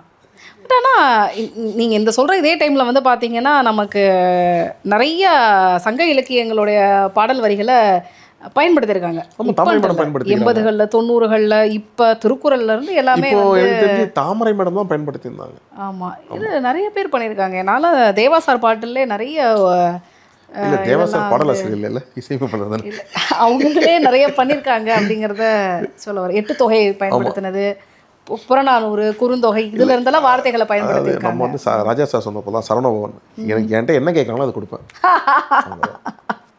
Okay right. ஸோ இந்த இன்டர்வியூக்கு அப்புறம் உங்களை கேட்பாங்கன்னு நினைக்கிறேன், தயாரா இருங்க. ஏன் இல்லை என்ன கேட்பாங்க கொடுப்பீங்கன்னு சொன்னீங்கல்ல. ஆமா அதான் என்ன கேட்டால் அதான் கொடுக்க முடியும். நம்மளே போய் வாண்டடா கொடுத்தா அதை ஒத்துக்கவே மாட்டாங்க. Okay right. அந்த விஷயம் இருக்கு இங்க. என்னதான் நல்ல பாடல்கள் கொடுக்கக்கூடிய பாடலாசிரியர் இருந்தாலும் அப்பப்போ சர்ச்சைகள்லையும் சிக்கிறது சாத்தியமான ஒன்று தான். நான் வார்த்தைகள் நிறைய இடங்கள்ல வந்து உங்களை கொண்டு வந்து நிப்பாட்டும். அது உங்களை பொறுத்த வரைக்கும் உங்களுடைய கரியரில் அந்த மாதிரி ஏதாவது சம்பவம் நடந்திருக்கா? இல்ல, எதுவுமே நேற்று நீங்கள் எப்பவுமே சேஃபஸ்ட் சைடு தான் ரைட் பண்ணுவீங்கன்னு நினைக்கிறேன்னா. நம்மளை யாருமே ஒரு குற்றம் சொல்லக்கூடாதுன்னு ரெகுலராக ஃபாலோ பண்ணுவோம். அதை நம்மளை யாருமே ஒரு வார்த்தை சொல்லிடக்கூடாது. இப்படி எழுதுறாரு அப்படி எழுதுறாங்க, கரெக்டாக எழுதுறாரு அவ்வளோதான், தேவையானது எழுதுறாரு. அதாவது நான் ஒரே விஷயம் தான், சினிமாவுக்குள்ள வந்து பாட்டு எழுதணும்னு நான் முடிவு பண்ணேன். கண்டிப்பாக இறைவன் புண்ணியத்தில் நடந்துச்சு. ஸோ அரசியல் பிரவேசமும் நடக்கும்னு நினைக்கிறீங்க? அதுக்கும் வாய்ப்பு. ஆனால் இதில் என்னன்னா நான் வந்து அரசியலுக்கு வந்து முக்கிய காரணம் என்னன்னா, நான் வந்து ஒரு 1,00,000 மரம் கிட்ட வைக்கணும்னு ஒரு ஆசைப்பட்டேன். நான் ஃபர்ஸ்ட் என் வீட்டுக்குள்ளே வைக்கும் போது, வாசலுக்கு தாண்டி வைக்கும் போது கார்பரேஷனோட அனுமதி வேணும்னு சொன்னாங்க. இப்போ நான் ரோட்டில் வச்சேன்னா அது கண்டிப்பாக கார்பரேஷனோட அனுமதி வரும். இதே நான் ஒரு அரசியல் கட்சியில் இருந்தேன்னா நான் வைக்கும் போது யாரோடைய பிரச்சனையும் எனக்கு வராது. அதுதான் மிக முக்கியமான காரணம். ஓகே, வேற எந்த காரணமும் இல்லை. அரசியலில் போய் சம்பாதிக்கணும் அப்படியெல்லாம் ஒண்ணுமே இல்லை. நிறைய பேர் அதுதான் சொல்றாங்க. இல்ல எனக்கு கடவுள் இது ஒரு இந்த லைன் மாதிரி ஆயிடுச்சு. இந்த உறுதிமொழி கொடுப்பாங்க ஸ்கூல் காலேஜஸ்ல இந்த மாதிரி வச்சுட்டு அந்த மாதிரி தான் நான் பாக்குறேன். இன்னைக்கு நல்ல வீடு இருக்கு எனக்கு. ரஜினி சார் சொன்னப்போ தான் நான் எங்கடா சிம்பிளா இருக்கிறேன், பாய்ஸ் கடன்ல வீடு வச்சிருக்கிறேன், BMW கார்ல போறேன், ஸ்டார் ஹோட்டல் தங்குறேன், அது சொல்றப்போ தான் எனக்கு சொந்தமா வீடு இருக்கு, சம்பாதிக்கிறேன். கடவுள் புண்ணியத்துல உங்களை சினிமா மூலமா சம்பாதிக்கிறேன். விவசாயம் இருக்கு, 3 இட்லி தான் சாப்பிட போறேன், கொஞ்சோண்டு சாப்பாடு தான், காலையில் கொஞ்சம் கஞ்சி தான். இதுக்கு நான் என்ன போய் சம்பாதிக்கணும்? எனக்கு ஒரு கேள்வி வந்துச்சு. ஒரு படத்தை எழுதிட்டு 1,00,000 ரூபா சம்பளம் வாங்கிட்டு போகும்போது எனக்கு தோணுச்சு, இந்த 1,00,000 ரூபா எடுத்துன்னு போகிறோமே, போய் ஒரு பிரியாணி கூட சாப்பிட மாட்டோமே, என்ன பொழப்பு இது அப்படின்னு எனக்கு கேள்வி வந்துச்சு. வடபள்ளிலேருந்து நான் வீட்டுக்கு போகும்போது சேலரி வாங்கிட்டு போகும்போது எனக்கு அந்த கேள்வி வந்துச்சு. ஓகே, எனக்கு ஒரு கெஸ் இருக்கு. அந்த கம்பெனி எந்த கம்பெனியா இருக்குன்னு சொல்ல கம்பெனிலாம் சொல்ல முடியாது. நான் ஏன் கெஸ் பண்ணிட்டேன். ரைட், நாங்கள் சிரிச்சோம்ல அதான் பதில். சரி, நீங்கள் இவ்வளோ ஓப்பனாக சொன்னதுனால அந்த கேள்வி கேட்குறேன். உங்களுடைய அரசியல் இன்ட்ரெஸ்ட்டு, நீங்கள் உங்களுடைய பின்புலம், இந்த கட்சி, உங்களுடைய கொள்கை கோட்பாடு வரைக்கும் ஓப்பனாக சொல்லிட்டீங்கல்ல, இது ஒரு வகையில் வந்து உங்களை வந்து இன்னும் சரியாக பயன்படுத்திக்காமல் இருக்கிறதுக்கான காரணமாக இருந்திருக்கா? நான் அதை எதிர்பார்க்கல. கட்சியில் இருந்ததுனால எனக்கு வாய்ப்பு கொடுக்கலன்னா போட்டோம், அவ்வளோதானே. சீரியஸாவா? நான் அதுக்கெல்லாம் நான் வந்து எங்கே இருக்கேன், நான் வந்து இந்த தாட்டி பிறந்துட்டேங்க. ஓகேவா, எனக்கு ஒன்று 2 டேட் இருக்கும்ல. நான் அது வரைக்கும் நடுவில் போயிட்டு ஐயா நான் இந்த தப்பு பண்ணிட்டு யாருனே கேட்க மாட்டேன். நான் தப்பு பண்ணிட்டா மன்னிப்பு கேட்பேன். நீ இங்கே இந்த கட்சியில் இதனால வாய்ப்பு தராது போ, எனக்கு என்ன இருக்கு? யாருக்கு எழுதுனாலும் நான் பாடலாசிரியர் தாங்க. பாட்டு யார் பண்ணாலும் பாடலாசிரியர் தான். ராஜா சாரை திருப்பி நான் உள்ள இருக்குது காரணம்னா, யாருக்கு நான் மியூசிக் பண்ணாலும் நான் மியூசிக் ரைட்டர் தான்.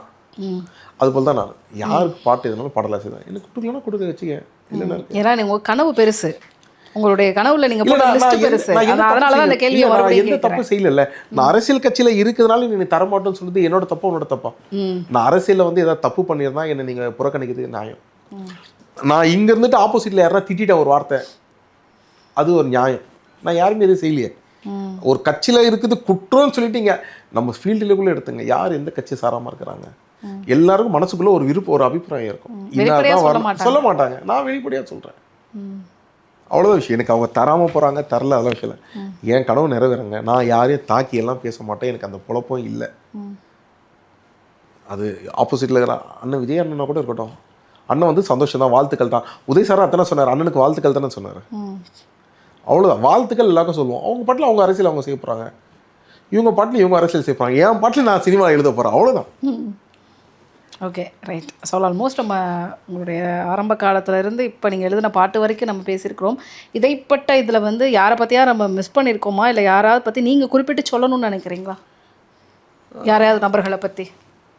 நபர்களை பற்றி அப்படி இல்லை, எல்லா கேள்வியும் நீங்கள் கேட்டுட்டேனா? கேட்டுட்டீங்க, எல்லா கேள்வியும் நீங்கள் கேட்டு. Okay right. ஸோ அடுத்து என்னென்ன படங்களுக்கு பாட்டு எழுதிட்டுருக்கீங்க? இப்போது கார்த்திஸ் அது புது படம் போயிட்டுருக்கு, தேவி ஸ்ரீ பிரசாத் சார் மியூசிக்கில், டிஎஸ்பி மியூசிக்கில் படம் போயிட்டுருக்கு. அந்த படம் போயிட்டுருக்கு.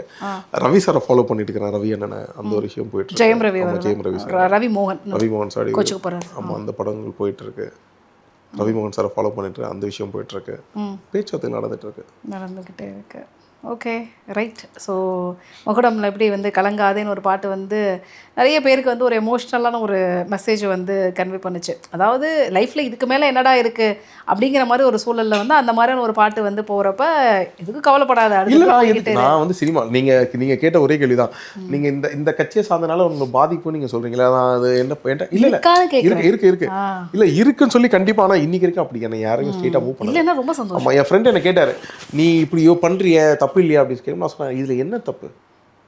நான் யாருமே தப்பாக ஒரு வார்த்தை சொல்லலையே, அந்த அரசியலுக்குள்ளே நான் வரலையே.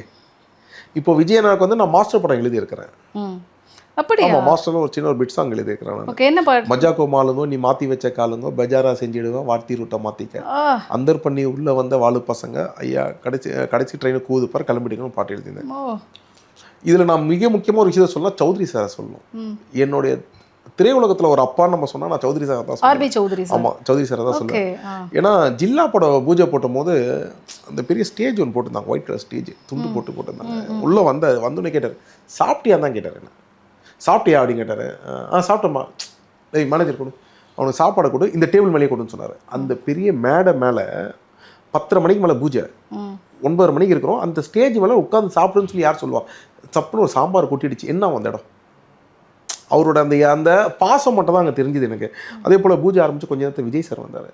விஜய் சார் வந்தோடனே நான் அப்படி குரூப்பில் நின்று, உங்களுக்கு தெரியல, நான் முட்டி போட்டு நிற்கும் போது அவர் வந்து சொல்லணுங்க அவசியம் இல்லை, நேராக வந்தார். நீ போய் என் ரூமில் போய் உட்காரு, நான் கூப்பிட்டு வரேன். உண்மையாக மனசாக சொல்கிறேன், எங்கள் அப்பா கற்று எனக்கு இப்படியெல்லாம் யாருமே செஞ்சதே இல்லை. 6 ஹவர் மேலே கிட்ட இன்டர்வியூ போயிடுச்சு Vijay sir interview. Vijay sir ஸ்டெப்பில் வந்தார்.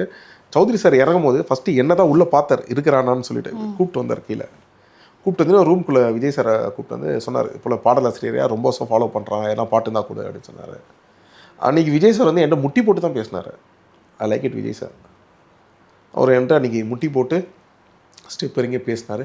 அதுக்கப்புறமா வந்து நடுவில் 2 3 மீட் பண்ணேன், ஜில்லா படத்தில் டைமில் மீட் பண்ணேன். உங்களுக்கு தான் தெரியல, சினிமா அவர் விருப்பப்பட்டாலும் கூட இவங்க விருப்பப்பட மாட்டாங்க, அந்த ஒரு விஷயம் இருக்குது. சௌத்ரி சார் ரொம்ப மிஸ் பண்ணுறீங்களா இந்த டைம்? கண்டிப்பாக ரொம்ப மிஸ் பண்ணுறேன். ஏதாவது அவங்க பசங்க எப்படி அந்த ஆஃபீஸ்க்குள்ளே போகிறாங்க எனக்கு தெரியாது, நான் அவ்வளோ உரிமையாக போவேன். நான் என்னுடைய பழைய இன்டர்வியூ அங்கே எடுத்திருக்கிறேன். ஜீவா சாரோட அவ்வளோ ஃப்ரெண்ட்லியாக இன்டர்வியூ எடுத்துருப்பாரான்னு எனக்கு தெரியாது. நான் அவ்வளோ இன்டர்வியூ எடுத்திருக்கிறேன். ப்ளஸ் இது என்ன தெரிஞ்சு நான் ஃபீல்டுக்குள்ளே வந்து இந்த வருஷத்தில் இதுக்கு என்னை வந்து 2 விஷயம் தான் அவரை கேள்வி. என்னப்பா, அவர் கோபம் தான் என்னையா அப்படிங்கப்பார். இந்த என்னையான்னு வார்த்தை வந்து ஒரு 10 தடியோட காதை கேட்டுருக்க மாட்டேன். என்னப்பா என்னப்பா என்னப்பா என்னப்பா, அவ்வளோதான். அவரை நான் ரொம்ப மிஸ் பண்ணுறேன். என்ன அவங்க பெரிய பையன் அந்த டெத்தில் கேட்டார், இனிமேல்ட்டு எப்படி அந்த ஆஃபீஸ் போவேன், அப்பா இல்லையாடா அப்படின்னு கேட்டார். எனக்கு ரொம்ப அதாவது எங்கள் அப்பா இல்லாத ஒரு அண்ணன். ஆமாம், சுரேஷ். ஆமாம், அவர் என்ன அந்த வார்த்தை கேட்கும்போது எனக்கு அது ஜீவா சாரும் அதே வார்த்தையை கேட்டார், டே அப்பா இல்லாமல் எப்படி அந்த ஆஃபீஸ்க்குள்ளே போவேன்னு. எனக்கு நான் அவரை மிஸ் பண்ணுறேன் இன்றைக்கி இருக்க வர. ரைட். இருந்தாலும் சில இழப்புகளை நம்ம மீறி கண்டிப்பாக இல்லை மனுஷனுக்கு வந்து இழப்பு வந்து அது வந்து நிச்சயமான உண்மை. அது கண்டிப்பாக இறந்துதான் ஆகணும், அதெல்லாம் ஒரு மாட்டுக்கு அர்த்தமே இல்லை. ஆனால் என்ன நமக்கு கூட நல்லா துணையாக இருக்கிறவங்க பட்டுன்னு இறக்குறாங்கன்னு சொல்லி அந்த வருத்தம் அதிகம். இந்த இடத்துல நான் நீங்கள் எழுதுனதே சொல்கிறேன், கலங்காதே. கண்டிப்பாக இல்லை, எனக்கு அந்த சேலரி வாங்கும்போது அவர் சொன்ன வார்த்தை எனக்கு ஞாபகம் இருக்குது. நான் போல்டாக கூட சொல்லுவேன், எனக்கு வந்து அவ்வளோ ஹெல்ப் பண்ணியிருக்கிறேன். நான் அந்த சேலரி வாங்கும்போது நான் கேட்டேன், அப்பா பேலன்ஸு அப்படி கேட்டேன். அவர் லேடி அதெல்லாம் யாரும் ஒன்று பிடிக்க சொன்னா, இப்போ காசு போட்டுக்கலாம் வாங்கிக்காடி சொன்னாங்க, அக்கௌண்ட்டில் காசு வந்துடும். நான் சொன்னேன், அப்பா உங்களுக்கு பேலன்ஸ் தரணும் வாங்கிக்கோங்க அப்படின்னு சொல்லும்போது அந்த வார்த்தை அவர் சொன்னார். என்ன பேலன்ஸு, புது வார்த்தை. ஏன்னா ஃபஸ்ட்டு நான் சூப்பர் குட் எழுத ஃபஸ்ட்டு படம் பார்க்கணும் தான். அப்போது எனக்கு நான் அவருக்கு எனக்கு எவ்வளோ ஹெல்ப் பண்ணியிருப்பார்ல, அப்போ நான் அதை கொடுத்தாவணும்ல. அந்த விஷயம் கேட்கும்போது அவன்கிட்ட சொன்ன விஷயம் தான். அக்கௌண்ட்டில் பணம் போட்டாச்சு, வாங்கிக்க, வீட்டுக்கு அப்பா போய் பாரு அப்படின்னு சொன்னார். ஏன்னா எங்கள் அப்பா அப்போ டயாலிசிஸ் இருந்தது. அப்போ ஓகே ஒரு கமர்ஷியல் கேள்வி கேட்கவா? கண்டிப்பாக. நீங்கள் எல்லாத்துக்கும் பதில் சொன்னனால கேட்குறேன். ஒரு லிரிக் ரைட்டருடைய ஆரம்ப காலத்தில் ஒரு பாட்டுக்கு என்ன சம்பளம் கொடுப்பாங்க? ஒரு டைம் ஒரு ஒரு ஓரளவுக்கு ரெகக்னைஸ் ஆன டைமில் என்ன மாதிரியான சம்பளம் கொடுப்பாங்க? எனக்கு வல்லவனுக்கு வந்து ஃபஸ்ட்டு சம்பளம் வந்து 15,000. Oh, thanks to Simbu sir. Simbu சாருக்கு தான் தேங்க்ஸ் சொல்லணும். ஏன்னா நல்ல ஞாபகம் இருக்குது, ஒரு கவர் வந்து எடுத்து நான் கொடுத்தாங்க. ஒரு கவர் வந்து எடுத்து நான் கொடுத்தாங்க. அந்த கவருக்குள்ளே பார்த்தா ரொம்ப கம்மியான சம்பளம் தான் அது. ரொம்ப கம்மியான சம்பளம் எண்ணிடலாம். ஏன்னா அப்போ வந்து எங்கள் அப்பா ஃபினான்ஸில் இருந்தார். நான் வந்து வட்டி தொழில் ஆரம்பத்தில் பண்ணிட்டு இருந்தேன். நானும் ஃபினான்ஸ் தான் இருந்தேன் லோக்கலில். அப்போ எனக்கு தெரியும் இது எவ்வளோ காசுன்னு. அப்படி பார்த்தாலே தெரிஞ்சிடும். அப்படி பார்த்தாலே தெரிஞ்சிடும். அது வந்து ஒரு காரணம். ஆனால் பண்ண ஒன்றும் சொல்ல, சார் கையில் வாங்கிக்கிறேன், சிம்பு சார் கிட்ட வாங்கிக்கிறேன். ஏன்னா அவர் தானே எனக்கு வாய்ப்பு கொடுத்தாரு. அவரே ஈவன் சார் அப்போ கிளம்பிட்டார், ரெக்கார்டிங். சிம்பு சார் இருந்தார். வாங்கிக்கிறோன்னு சிம்பு சார் வந்தார். என்னையா செக்கா அப்படின்னு கேட்டார். இல்லை சார் அப்படி பார்த்தா அவர் பார்த்தார். யோ என்னையா இது? இல்லை சார் சம்பளம். யோ 15,000 எத்தனை குடிங்க அப்படின்னு சொல்லி சம்பளத்தை வாங்கி கொடுத்தாரு. எனக்கு முதல் சம்பளம் ரொம்ப பேர் சொன்னாங்க, 15,000 உனக்கு பெரிய விஷயம் லைஃப்பில், ஃபஸ்ட்டு படத்துக்கு பெரிய விஷயம், ஒன்றும் சம்பளம் தரமாட்டாங்க, இல்லை வாய்ப்பு கேட்டான்னு சொல்லி பேர் அவங்க பேரில் போட்டு சொன்னாங்க. ஆனால் சினிமாவில் கண்டிப்பாக இன்றைக்கி இருக்க நான் பார்த்த நபர்கள்லாம் வந்து எல்லாமே தெய்வங்கள் தான். யாருமே என் பாட்டை வாங்கி எடுத்துட்டு அவங்க பேரை போட்டது இல்லை. யாருமே எனக்கு சம்பளம் ஏமாத்துனது இல்லை. அப்படின்னா அவங்க தெய்வங்கள் தானே எனக்கு. அந்த ஒரே விஷயம் தான். சினிமாவுக்கு நான் ஃபஸ்ட்டு நான் என்ன கேட்குறதா, சினிமாக்காரங்க எனக்கு உண்மையாக இருக்கிறாங்கன்னா நான் கேட்கல, நான் இவங்களுக்கு உண்மையாக இருக்கணும் தான் நான் நினைக்கிறேன் இன்றைக்கி வரைக்கும். ஏன்னா நான் என்ன செய்யறேனோ அதுதான் அவங்க எனக்கு திருப்பி செய்வாங்க. நீங்கள் சொன்னதுக்கப்புறம் சிம்பு சார் பற்றி நிறைய சொல்லுவாங்க, நிறைய விஷயங்கள் வரும். சரி, ஒரு கைண்ட் ஆஃப் நெகட்டிவிட்டி ஒரு பக்கம் ஸ்ப்ரெட் ஆனாலும் அவரோட அன்னோன் சைடு அப்படி நிறைய எக்ஸ்ப்ளோர் ஆனது ரொம்ப ரொம்ப கம்மி. அதை வந்து நிறைய அவரே சொல்லியிருக்காராம், இதெல்லாம் போய் வெளில சொல்லிட்டு இருக்காதீங்க, இது யாருக்கும் தெரியலாம் வேண்டாம் அப்படிங்கிற மாதிரி. சிம்பு சாருக்கு வந்து நான் தேங்க்ஸ்னு ஒரு வார்த்தை சொன்னேன், ஆனால் நன்றிண்ணா அப்படின்னு சொன்னேன். அப்போ வந்துட்டு சொன்னார், இதெல்லாம் ஒரே பிரச்சனை இல்லை, நான் செஞ்சதை நீ யாருக்குன்னா செஞ்சுட்டு போன்னு சொன்னார். அந்த சின்ன ஒரு விஷயத்த சொன்னார் அவர். சின்ன விஷயம் இல்லை, ஆனால் அது பெரிய விஷயம் அதை சொன்னார். ஆனால் அவர் யதார்த்தமாக போகும்போது சொல்லிட்டு போனார், நீ யாருக்குன்னா செஞ்சுட்டு போன்னு சொன்னார். இன்னும் இதுக்கு நீங்கள் பதில் சொல்லலை. அப்புறம் பெரிய சம்பளமாக வந்து ஒரு ரெகக்னேஷனுக்கு அப்புறம் எவ்வளோ சம்பளம் கிடைக்கும் அப்படிங்கிறதுக்கு? இப்போ நான் வந்து லாஸ்ட்டாக வந்து 1 லட்ச ரூபா வாங்கினேன் மகுடத்துக்கு. ஓகே, ஜிஎஸ்டி பிடிச்சி கரெக்டாக 1 லட்சம். நான் அப்போ கரெக்டாக தான் கெஸ் பண்ணியிருக்கேன். கரெக்டாக நான் அப்போவே கெஸ் பண்ணிட்டேன். அது நம்ம புரட்சி தளபதி விஷால் தான் விஷாலாம் கரெக்டாக. அதான் சொல்கிறேன், எனக்கு இன்னைக்கு வரைக்கும் சினிமாவில் எந்த கம்பெனி என் காசை வந்து ஹோல்ட் பண்ணதெல்லாம் இல்லை. You are blessed. வாலி சார் சொன்னது தான், இப்போ 50,000 தரத்துல 15,000 கொடுக்குறாங்க வாங்கிக்க. அவங்களோட முரடு பிடிக்காது, முரடு பிடிச்சா அடுத்த படத்துக்கு கூட மாட்டாங்க. ஓகே, இல்லை அடுத்த படத்தில் கவிஞருக்கு 30,000 பாட்டு தரணும், காசு தரணையா, வேற யாரா கூப்பிடியா அப்படி ஒரு வார்த்தை சொல்லுவாங்க. அதை வச்சுக்காத, இன்னைக்கு என்ன சம்பளம் அதுதான் அப்படின்னு சொல்லிட்டு யதார்த்தமாக சொல்லிட்டு போயிட்டார். யதார்த்தமாக சொல்லிட்டு போனார். அந்த விஷயத்தை நான் ஃபாலோ பண்ணுறேன். Nice, alright. ஸோ யதார்த்தமான ஒரு புரிதலோடு இருக்கீங்க. நீங்கள் எதிர்பார்த்த பல கனவுகளோட அதெல்லாம் நிறைவேறக்கூடிய சூழல் வந்து சாத்தியமாக உங்களுக்கு வந்து சேரட்டும் அப்படின்னு சொல்லிட்டு நான் விஷ் பண்ணுறேன். தொடர்ந்து நிறைய ஹிட் பாட்டாக கொடுங்க, நம்ம மீண்டும் உட்காந்து நிறைய விஷயங்கள் ஷேர் பண்ணி பேசலாம். தேங்க்யூ, எங்கள் ஸ்டுடியோவுக்கு வந்து பேசுனதுக்கு ரொம்ப ரொம்ப நன்றி. சினிமா எக்ஸ்பிரஸ் நேயர்களுக்கும் என்னுடைய நன்றி. என்னுடைய பேட்டியை பாருங்கள். வணக்கம்.